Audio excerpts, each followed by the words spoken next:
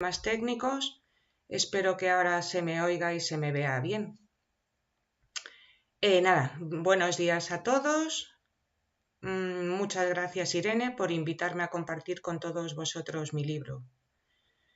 Espero que me estéis viendo, insisto, y me estéis escuchando. Bueno, para empezar os voy a hablar un poquito de mí, pero no mucho, porque a mí lo que me gusta en realidad es hablar de la naturaleza. Me dicen por ahí que ahora sí se me oye, pues me alegro. Bueno, yo estudié Ciencias de la Información porque desde pequeñita me ha gustado mucho escribir y estuve muchos años trabajando como periodista. Pero yo también fui una niña de la generación de Félix Rodríguez de la Fuente y a mí eso me marcó. Entonces, desde siempre dentro de mí tenía el anhelo de poder hacer algo relacionado con la naturaleza. También coincidió con que me vine a vivir a una casa cerca del monte y bueno, pues me enamoré de este entorno. Para mí mi mayor afición era salir al campo con unos prismáticos, una cámara de fotos y una mochila llena de guías. Llevaba guías de insectos, de aves, de rastros y huellas, de plantas, de árboles, todos los que podía. Y bueno, pues así mediante la experiencia directa, observando la naturaleza, aprendí un montón de cosas y tuve algunas experiencias que para mí eran maravillosas. No sé, ver y escuchar a un búho real, por ejemplo, ver a un águila imperial volando, ver un águila culebrera cómo se lanzaba en picado al suelo y salía con la culebra en la boca. También pues recuerdo un día que iba paseando, era un día de mucho viento, iba paseando por la orilla del arroyo y de repente veo un animal que viene corriendo hacia mí. Al principio no sabía lo que era, pensaba que era una ardilla o algo así, y luego me di cuenta que era una comadreja. También recuerdo otro día que por el camino cerca de casa se cruzó una cierva con su cervatillo. O ahora mismo, por ejemplo, se puede escuchar el celo del zorro. Pues para mí estas cosas me llenaban mucho y aprendía un montón de cosas fascinantes que yo sentía la necesidad de compartir todas esas maravillas que estaba conociendo con el resto de la gente y que así también quisieran cuidar el entorno y cuidar el medio ambiente. Entonces, pues bueno, ahí me fui formando un poco, hice todos los cursos que pude, hice voluntariados y fui encaminándome hacia el medio ambiente, que era lo que en realidad me gustaba. Actualmente, pues estoy trabajando en el Aula Pícola Sierra de Ollo, donde en un entorno maravilloso, pues hacemos distintas actividades de medio ambiente. Algunas relacionadas con las abejas, pero no todas. Tenemos muy variadas actividades. Y bueno, yo os invito a que lo conozcáis. También tengo otros 2 libros publicados. Uno que se llama Cuida y descubre la naturaleza, para niños sobre todo. Y con este libro, uno de mis objetivos, todos ellos son de la editorial Lipsa. Con el libro de Cuida y descubre la naturaleza, pues uno de mis objetivos era que los niños aprendieran a vivir la naturaleza, a sentirla con los 5 sentidos, no como algo teórico. Pues no sé, acostumbrarse a estar en silencio y poder escuchar el canto de un pájaro, el sonido de un arroyo, sentir el viento en la cara, saber por dónde se pone el sol y por dónde se oculta, o la luna, por ejemplo. Bueno, pues una serie de actividades y juegos para que los niños se relacionen con la naturaleza y al final vienen unos ecoconsejos destinados a que ellos puedan cuidar este maravilloso planeta que están descubriendo. El otro libro, que es la Enciclopedia Ilustrada de los Microanimales, pues con unas fotos fantásticas de macro, se complementan con un texto, las complemento con un texto en el que voy contando las características de esos animales y curiosidades, porque en realidad el micromundo no reparamos en él normalmente, no reparamos en todos estos pequeños bichos, salvo cuando nos molestan, pero son fundamentales para el planeta, aparte de curiosísimos. gracias a estos pequeños animalitos, pues tenemos polinización y podemos comer un montón de frutas y verduras que de otra manera no podríamos. Además, ellos mismos se encargan de combatir plagas, por ejemplo, y son la base de la cadena trófica. Es decir, sin ellos, el resto de los animales se morirían de hambre. Por eso, pues bueno, me parece unos seres muy, muy importantes. Si todo va bien, próximamente se publicará un nuevo libro, que es el libro de las abejas, en el que os cuento pues un montón de cosas que he aprendido en el aula apícola y que os sorprenderán seguramente. Luego también pues intento hacer divulgación por medio de mi página de Instagram, que es Aguililla7, en la que publico sobre todo fotografías de macro y bueno, pues cuento curiosidades de los artrópodos y los insectos, arañas y demás. Como os digo, son unos animales fascinantes y curiosísimos que os invito a conocer. Y bueno, pues ya vamos a entrar, ya vale hablar de mí, vamos a entrar de lleno en lo que es el libro de Reino Animal Inteligente. Hace unos años, la editorial Libsa, a la que estoy agradecidísima por haberme dado esta oportunidad, me propuso un reto, que era escribir un libro sobre inteligencia animal. Era algo muy complicado porque la inteligencia es un concepto bastante difuso. No existe un concepto claro de inteligencia ni siquiera para los humanos. Y cuanto más se investiga en la inteligencia, más tipos distintos aparecen, como inteligencia emocional, inteligencia corporal, inteligencia matemática, lingüística. Esto en cuanto a los humanos. En cuanto a los animales, pues mucho más complejo aún. Si tenemos en cuenta que hasta finales del siglo XX prácticamente los animales eran considerados meros autómatas de estímulo y respuesta. Es cierto que ya a mediados del siglo XVIII Charles Darwin afirmó que si nosotros tenemos inteligencia es más que probable que los animales superiores también la tengan, aunque en menor medida. Pero al decir esto, toda la comunidad científica se le echó encima y sus ideas fueron ridiculizadas. Entonces, así quedó la cosa hasta finales del siglo XX, en el que, entonces, en ese momento, los nuevos descubrimientos científicos y las nuevas tecnologías permitieron un conocimiento más profundo del comportamiento animal en un montón de aspectos. Entonces, pues rápidamente se fueron realizando unos descubrimientos tras otros acerca de la inteligencia de los animales.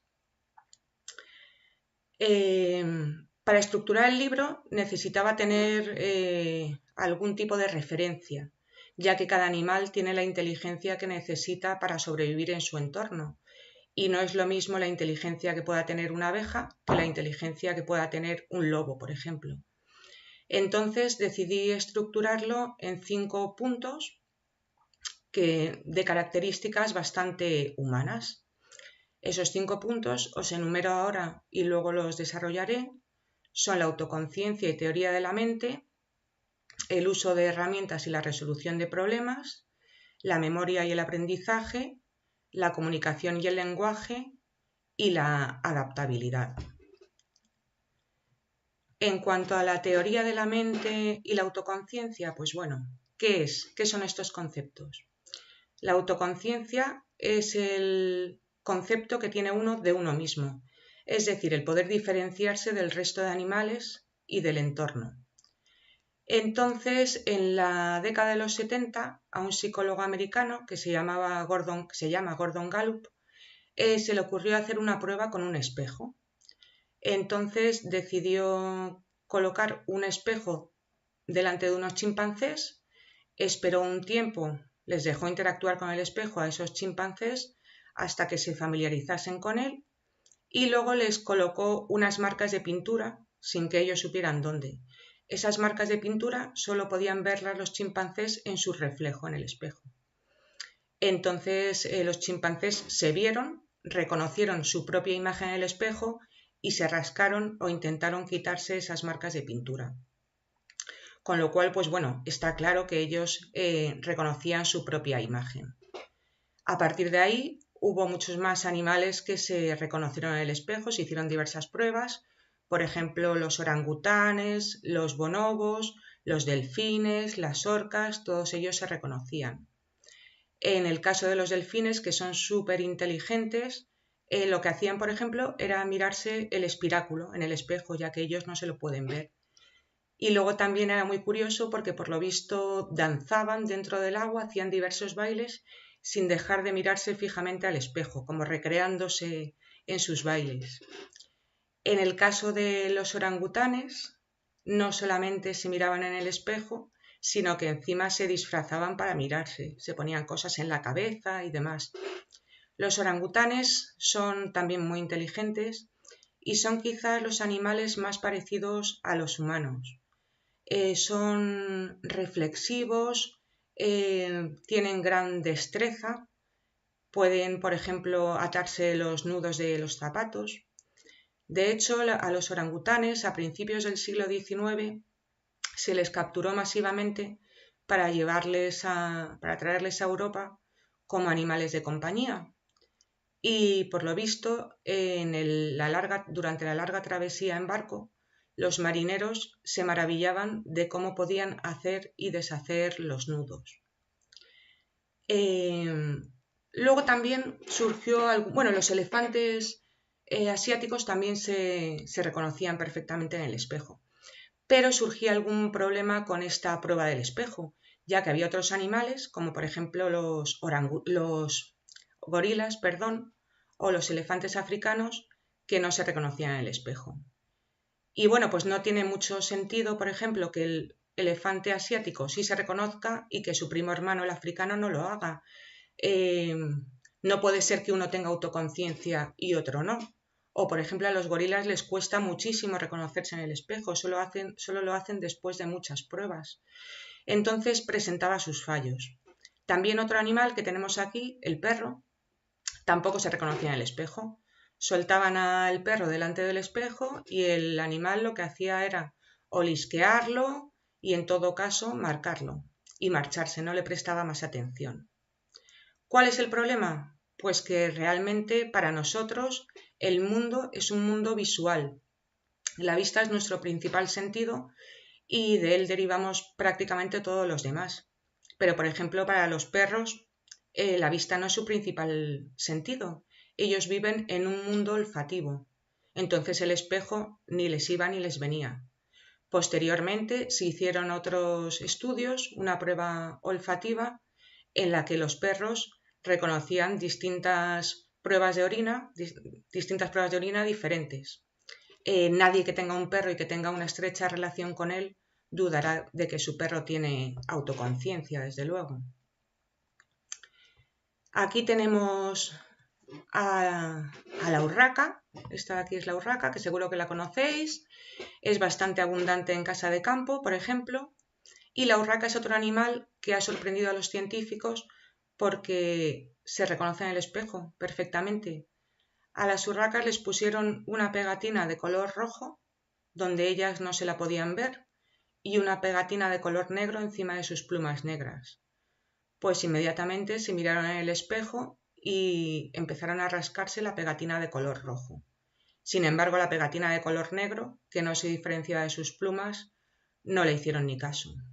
En realidad, estos tres que tenemos aquí son tres córvidos que son de las aves más inteligentes.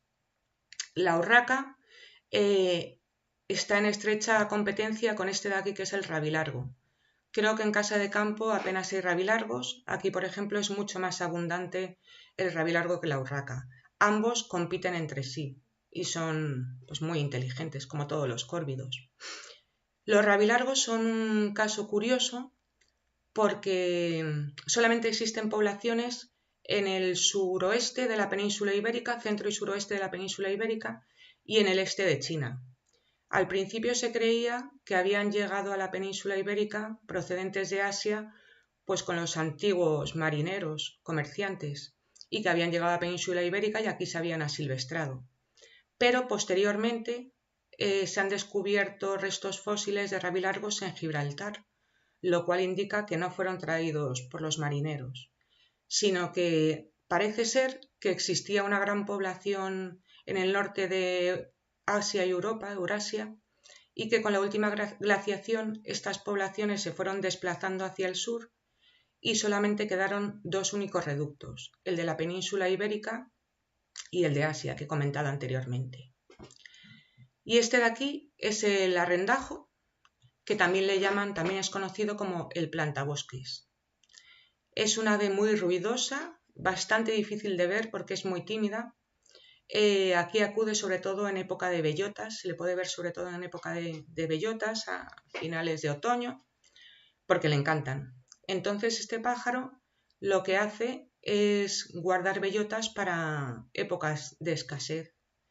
Entonces coge una bellota y la esconde perfectamente, la entierra en el suelo perfectamente junto a algún punto de referencia, como puede ser una piedra o un palo. Entonces, cuando llega el invierno o cuando necesita alimento, acude a ese sitio y desentierra la bellota. Las entierran tan perfectamente que ni siquiera los jabalíes, que son expertos desenterradores, son capaces de encontrarlas. Muchas de estas bellotas no llegan a germinar, llegan a germinar porque se les olvida recogerlas y salen nuevos árboles. De ahí que se le conozca como el planta-árboles. Y también el arrendajo enlaza con la teoría de la mente. La teoría de la mente se dice que es la capacidad que tienen algunos animales de engañar o de saber lo que están pensando otros.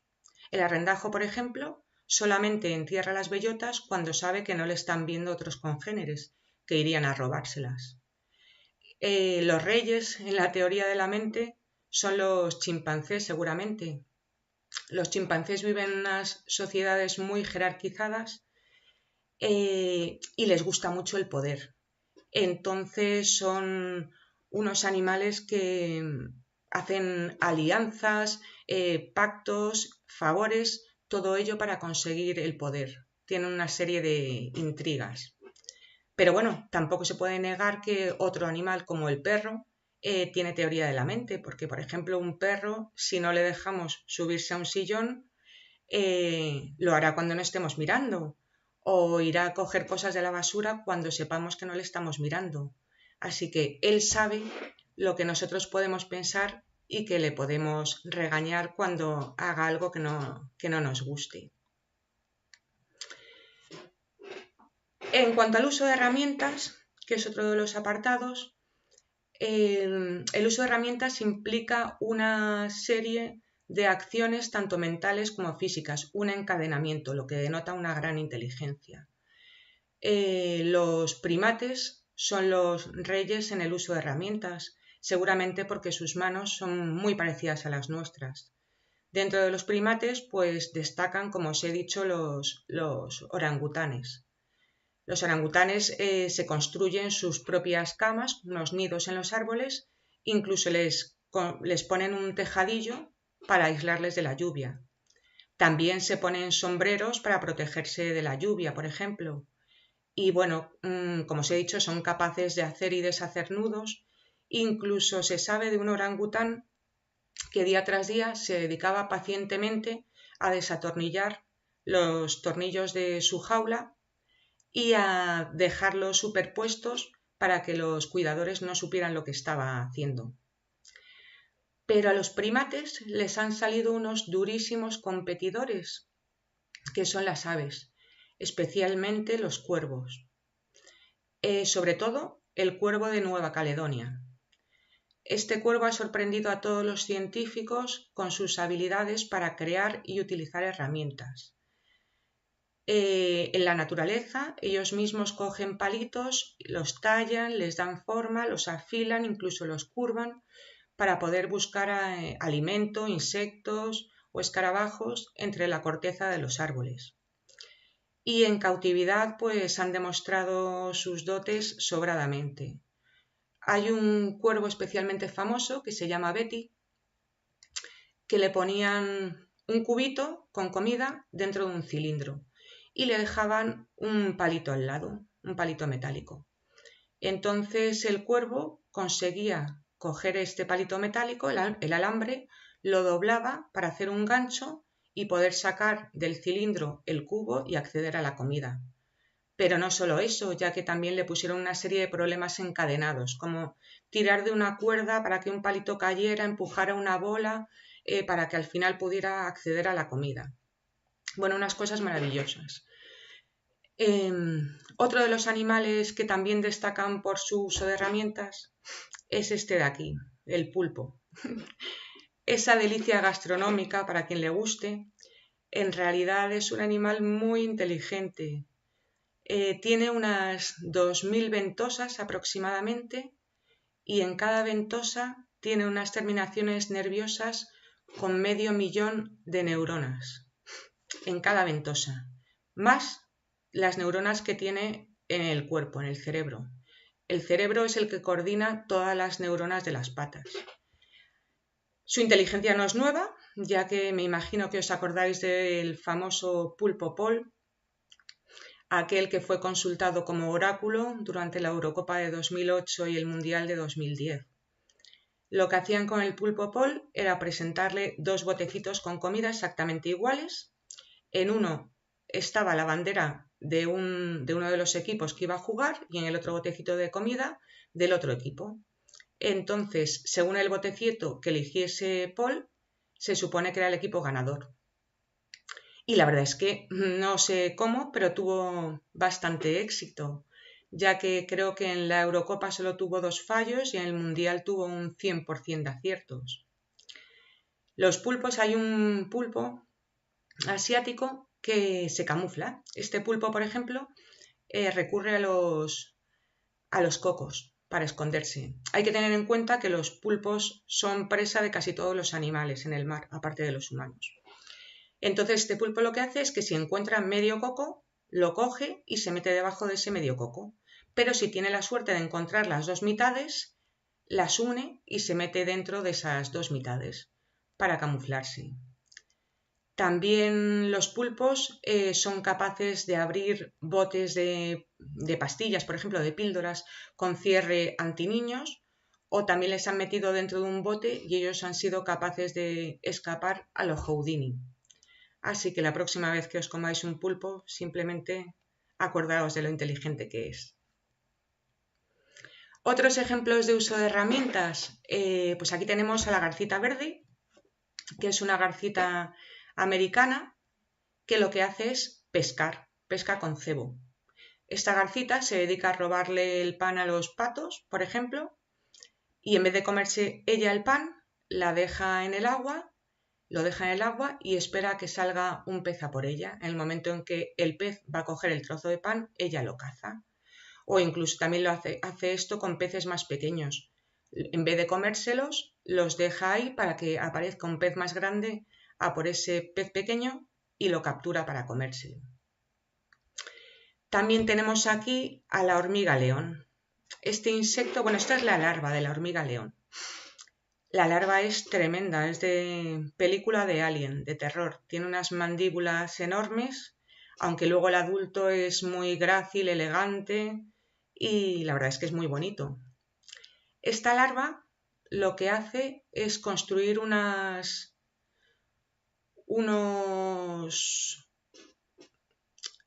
no sé cómo decirlo muy bien, unos embudos, digamos, de arena suelta. Entonces ella permanece al fondo del embudo con las mandíbulas abiertas y cuando llega alguna presa, quizá alguna hormiga, otro insecto, empieza a resbalar por el embudo y cae hacia abajo.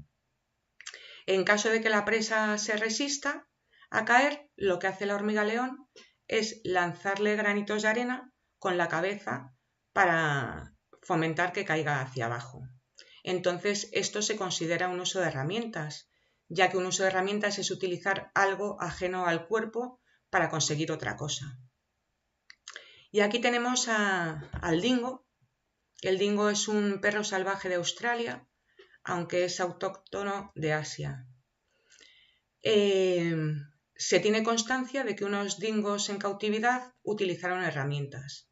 A estos animales se les colocó en una jaula comida muy alta, de manera que no era accesible para ellos. Ellos intentaron saltar para cogerla, pero no había forma. Entonces uno de ellos vio una mesa, la mordió por la pata y, ayudado por los demás, la arrastró hasta ponerla junto a la verja, de manera que lo que hizo fue subirse a dicha mesa y ya pudo alcanzar la comida.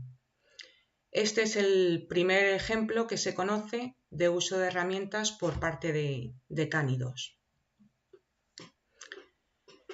Otro apartado del libro es el aprendizaje y memoria. Yo también tenía interés en buscar la inteligencia de ciertos animales que son considerados tontos o poco listos, digamos. Por ejemplo, las ovejas, que también se las puede ver en la casa de campo. Y resulta que esos animales no son tan tontos. Las ovejas, por ejemplo, tienen una gran capacidad para recordar caras, tienen muy buena capacidad de aprendizaje y parece ser que cuando se encuentran enfermas comen determinadas hierbas que les vienen bien. Y estas enseñanzas son transmitidas de madres a hijas. Y bueno, pues aquí tenemos a los burros, a mis burros. Yo he trabajado bastantes años con estos animales y son unos animales increíbles. La verdad es que me enamoré de ellos trabajando, de los burros de 4 patas.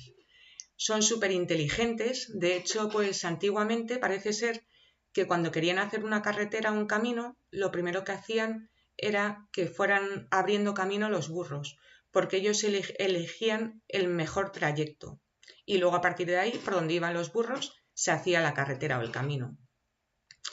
Yo lo sé, cuando estaba cuidándolos, pues bueno, tuve 1000 experiencias que demuestran su inteligencia, cómo intentaban escaparse, cómo les escondíamos la comida para dosificarla y ellos acababan encontrándola y abriéndola. Y bueno, lo que pasa con estos animales es que son tozudos. O sea, si un burro se asusta o no está seguro de ir por algún camino, lo que hará será pararse en seco y cuesta mucho hacer que vuelva a andar. Sin embargo, por ejemplo, los caballos, primos hermanos, no son tozudos, son mucho más nerviosos. Y un caballo, si se asusta, se pondrá a dos patas y saldrá corriendo. Pero vamos, que la mala fama de los burros es totalmente injustificada. Para mí son unos animales muy listos y muy empáticos. Y muy acostumbrados al ser humano, ya que llevan conviviendo con nosotros desde tiempos inmemoriales. Los burros son unos animales muy resistentes, muy trabajadores, muy longevos y bueno, pues en realidad les debemos mucho. Aquí tenemos a otra delicia, que es el cerdo, que aparte de ser un animal riquísimo, como dicen, del cerdo hasta los andares, también es muy inteligente. De hecho, los cerdos son buenísimos recorriendo laberintos, son capaces de hacer puzzles, recuerdan caras y bueno, pues hace unos años se puso de moda tener como animal de compañía los cerdos vietnamitas. Lo que pasa es que, bueno, a mi entender, son animales que necesitan estar en libertad más que compañía. Son animales que necesitan revolcarse en el suelo y bueno, pues ser libres. Pero vamos, son muy inteligentes, tienen una gran empatía y una gran capacidad de aprendizaje. Y las palomas, que también tenéis en casa de campo, pues bueno, las palomas son un poco odiadas últimamente, hay quien las considera ratas con alas, pero no hay que olvidar que las palomas han servido al hombre durante muchos años como palomas mensajeras y han hecho mucho por nosotros. Son muy inteligentes, son capaces de reconocer muchas caras, distinguirlas y las palomas también son capaces de reconocer más de 1000 imágenes, distinguen números, colores y tienen una memoria portentosa. En cuanto a la comunicación y lenguaje, pues bueno, hay diferentes formas de comunicación en el reino animal. Nosotros estamos acostumbrados al lenguaje hablado y pensamos que otros animales son menos inteligentes porque no pueden hablar. Pero la naturaleza tiene muchas formas de comunicarse. Entre los animales, por ejemplo, prima más la comunicación olfativa, es la principal, por medio de feromonas. También tienen comunicación visual, en menor medida quizá, auditiva, táctil. Los elefantes africanos, por ejemplo, tienen una enorme sensibilidad en la punta de la trompa y en las patas, en la base de las patas, que les permite reconocer vibraciones del suelo, sin ir más lejos. Las abejas son un ejemplo de comunicación sorprendente. Esto lo descubrió en la década de los 70 Carl von Fritsch, que recibió el premio Nobel por ello, y las abejas se comunican bailando. Cuando una abeja exploradora descubre una fuente de néctar, vuelve a la colmena, da a probar ese néctar a las demás abejas y les indica dónde está esa fuente de alimento. ¿Cómo se lo indica? Haciendo un baile. Es decir, las abejas son capaces de representar las 3 dimensiones en un solo plano, en el plano del panal, en vertical. Entonces ellas, en un panal, van a hacer un baile. Lo primero que harán será orientarse por el sol, en relación al sol. Entonces ellas indican dónde está esa fuente de alimento en relación al sol. Y en ese ángulo ellas hacen un baile. ¿Cómo es este baile? Si la comida está a menos de 50 metros, ellas harán un baile circular. A la vez, moviendo el abdomen, si hay mucha comida y está muy rica, lo mueven vigorosamente. Si hay poca comida, lo mueven más suavemente. Y van emitiendo un zumbido. Y si la comida está a más de 50 metros, lo que harán será un 8. Igualmente, si hay mucha comida y está muy rica, mueven muy rápido el abdomen y si hay poca, lo mueven más despacio y van emitiendo un zumbido. Con esas indicaciones son capaces de explicar a toda la colmena exactamente dónde se encuentra esa fuente de alimento. Algo sorprendente dentro del mundo de los insectos. Y aquí tenemos al lobo, nuestro querido y odiado lobo, querido y odiado a partes iguales. Pues bueno, los lobos viven en manada, como ya sabéis, tienen una estructura social bastante parecida a la de los humanos y se ha descubierto recientemente que los lobos tienen distintos aullidos. Los lobos aúllan para indicar tanto estados de ánimo como para llamar a las parejas o para indicar un peligro. Y se ha descubierto que cada manada de lobos, cada especie de lobos, tiene un dialecto distinto, podríamos decir. Se expresan de manera diferente. Aquí tenemos a otro animal, que es la orca. Es el mayor de los delfines, no es una ballena, y tampoco es asesina pese al título que se le ha dado. No se le corresponde ese nombre de ballena asesina realmente. No se conoce el ataque de ninguna orca a un humano, ninguna orca en libertad a ningún humano. Sí ha habido orcas en cautividad que han atacado a sus cuidadores, pero se cree que ha podido ser por cuestiones de estrés. Pues bien, las orcas también tienen distintos dialectos en cada grupo en el que viven, cada grupo tiene su propio dialecto. Pero es que además se sabe que las orcas son capaces de vocalizar como los humanos, de imitar a las vocalizaciones humanas. Además, cuando las orcas se relacionan con grupos de delfines, se ha comprobado que cambian su forma de comunicarse, pareciéndose más su dialecto al de los delfines. Algo pues bastante sorprendente también. Y este loro de aquí es el loro gris africano. Se trata del ave silvestre más comercializada del mundo para tenerla como mascota. Este animal tiene una enorme capacidad para hablar y es muy inteligente. El caso más famoso es el de Alex, que era el loro de una psicóloga animal, Irene Pepperberg, Y esta psicóloga estuvo durante 30 años enseñándole a hablar a Alex y consiguió enseñarle un vocabulario de más de 100 palabras diferentes. Alex sabía diferenciar entre objetos, colores y formas. Y bueno, fue un ejemplo de inteligencia animal máxima y de capacidad de comunicación dentro de los loros. Lo único que, bueno, tuvo una muerte un poco prematura. Si no llega a ser por eso, no sabemos hasta dónde hubiera podido llegar Alex con sus conocimientos. Luego está el apartado de adaptabilidad animal. Bueno, para adaptarse al medio, los animales tienen que tener cierta inteligencia. Y aquí tenemos un ejemplo que conocéis muy bien en Casa de Campo, que es el de las cotorras argentinas. Las cotorras argentinas proceden de América del Sur, pero rápidamente se han extendido por América del Norte, por Europa, por África y por Asia.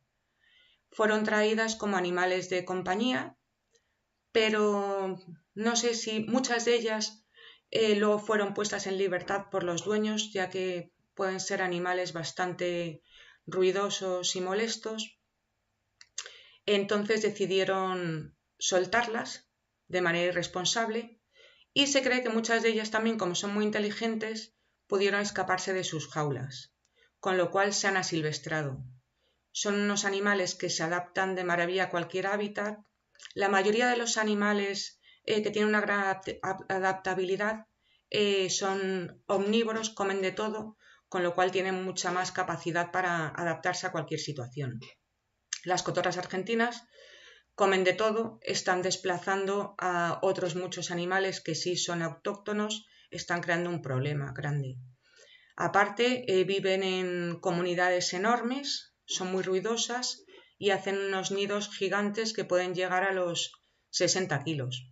Los van ampliando, van creando nuevas habitaciones y bueno, pues por mucho que se intente destruir estos nidos, es trabajo baldío porque ellas los van a volver a construir rápidamente. Últimamente se están tomando algunas medidas para acabar con ellas. Bueno, es un problema que viene desde hace tiempo. Creo que hace años se las intentó esterilizar, se le intentó quitar los huevos, pero no ha funcionado mucho.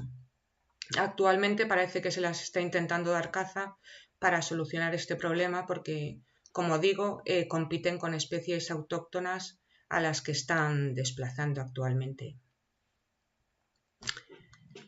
Y el zorro pues claro, es un animal que destaca por su astucia y su inteligencia.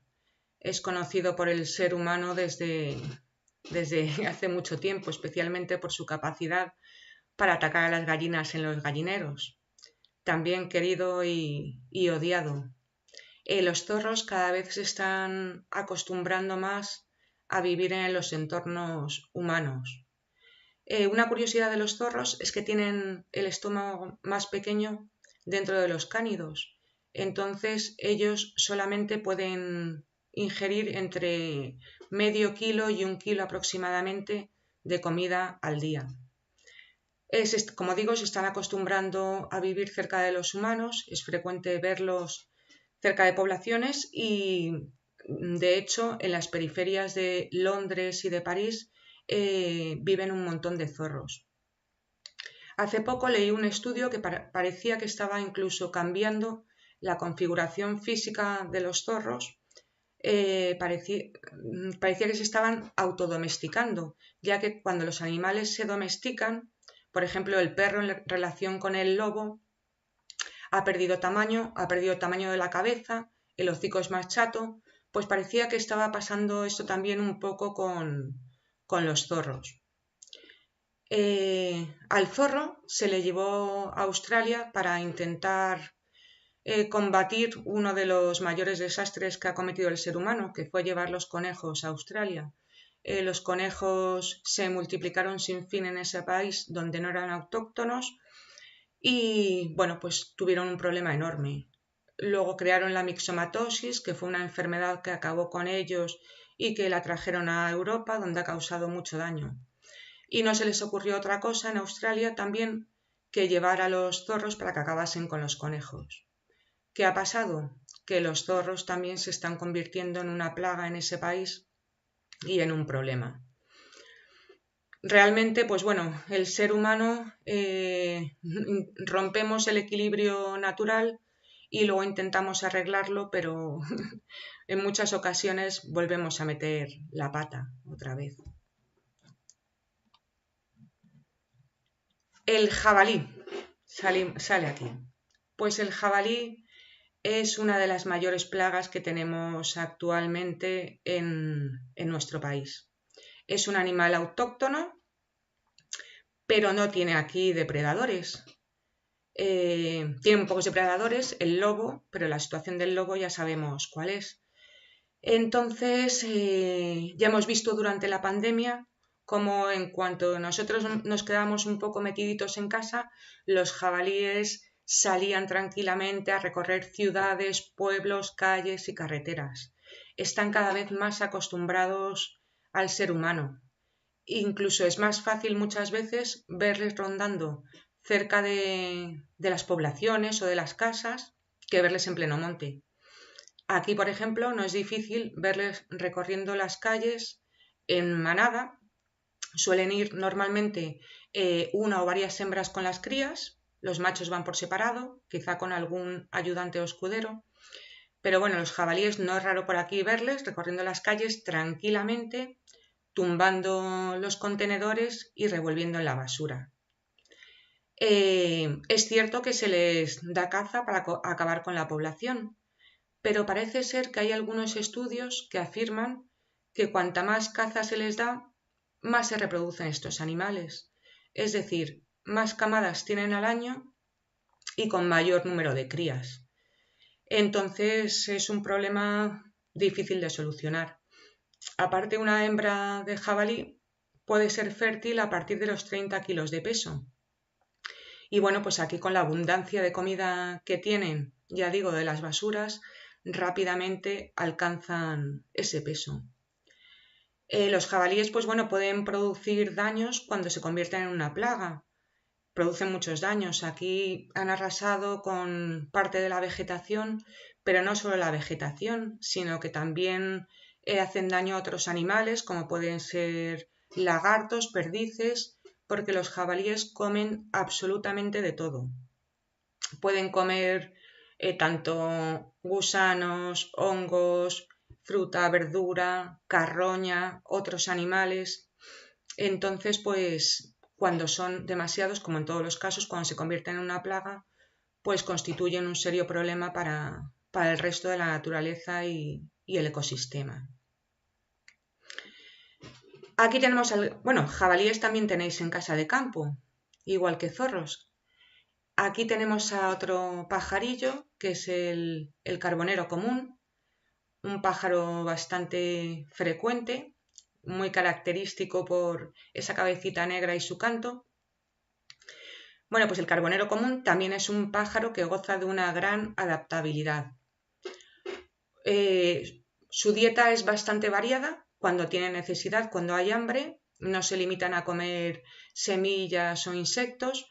Por ejemplo, en Inglaterra, hace años se colocaban botellas, bueno, el lechero dejaba botellas de leche en las puertas de las casas. Entonces los carboneros aprendieron con el pico a romper la tapa metálica para poder comerse la nata.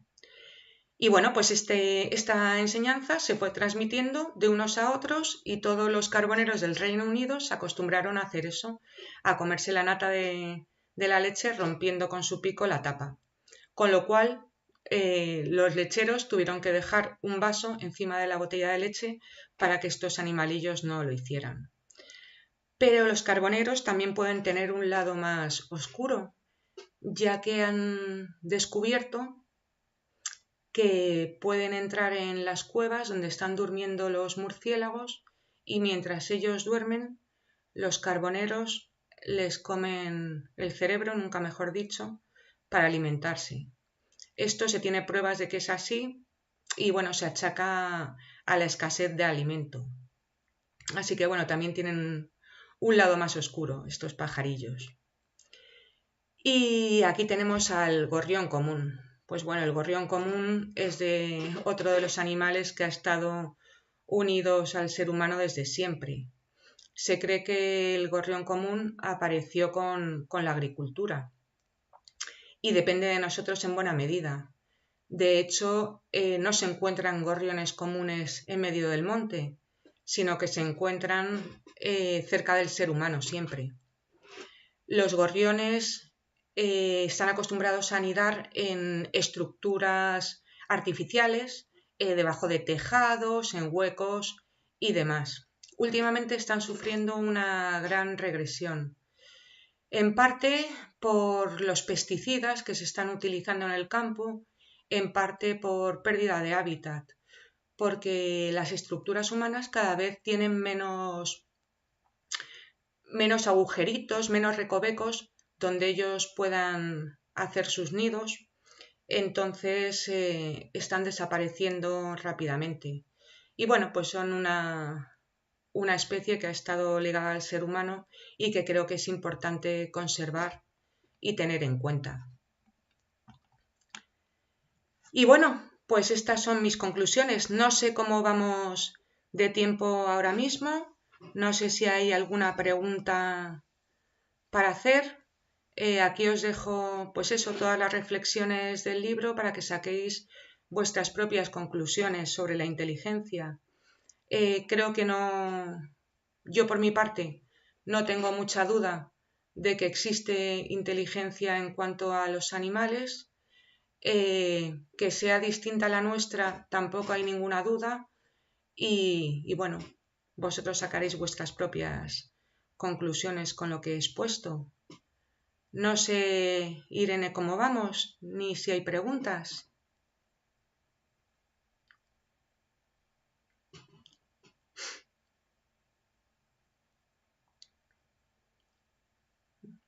Deseando contestaros alguna duda que tengáis.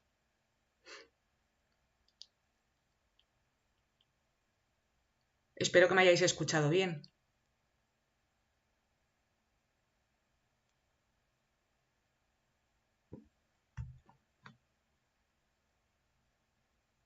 Yo os puedo contar más cosas, si queréis.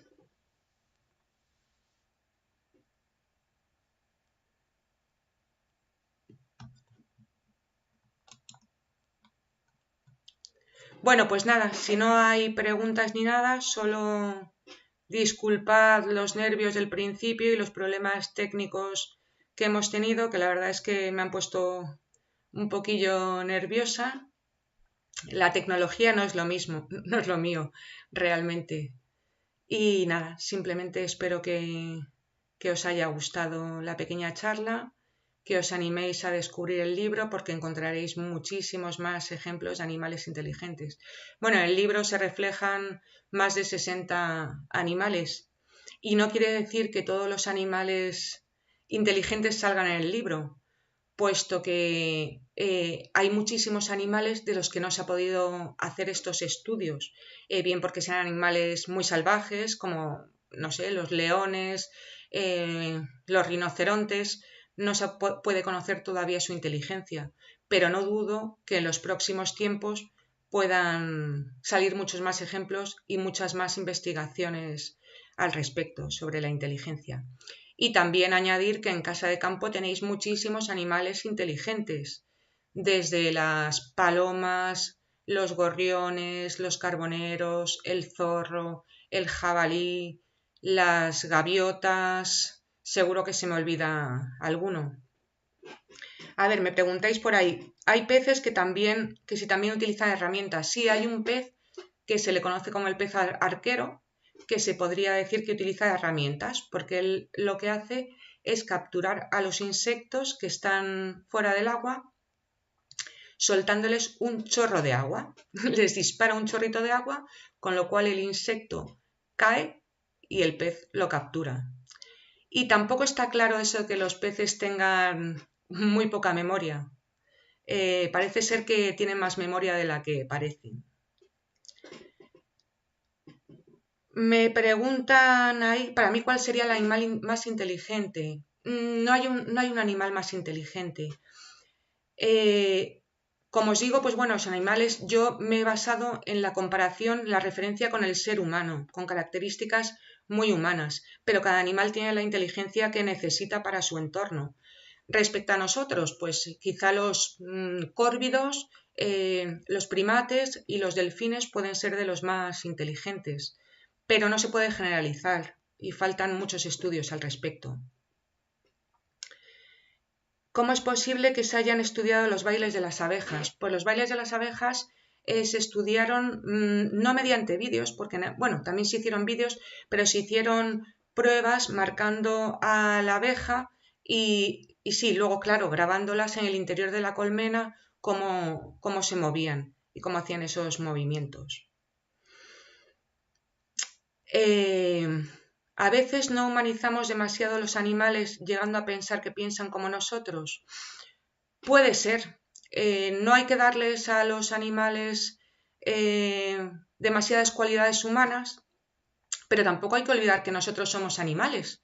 Entonces, sí, no hay que humanizarles, pero sin olvidar que nosotros también somos animales y compartimos muchas características con ellos.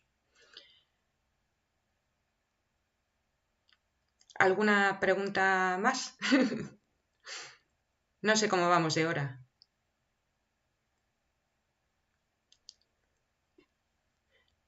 No es que piensen como nosotros. Bueno, pues sigo extendiéndome con la última pregunta.